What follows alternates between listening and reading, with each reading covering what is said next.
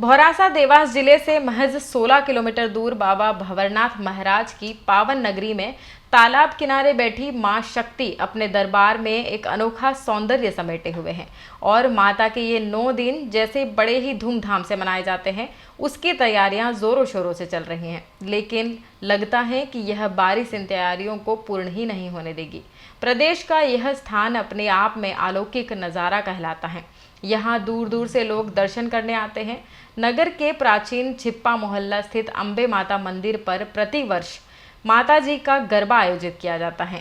वह मटकी की स्थापना कर पूजा अर्चना विशेष रूप से की जाती है। किस तरह की तैयारी चल रही है और यहाँ पर किस तरह के कार्यक्रम होंगे, कौन कौन अतिथि रहेंगे, क्या है? नवरात्रि उत्सव में यहाँ माँ अम्बे के 9 दिन की आराधना होती है और यहाँ 9 ही दिन अलग अलग कार्यक्रम रहते हैं। जैसे पहले रोज रंगोली है, थाली सज्जा है, डांडिया है और सांस्कृतिक कार्यक्रम होते हैं। फिर भंडारा लेने जा रही है।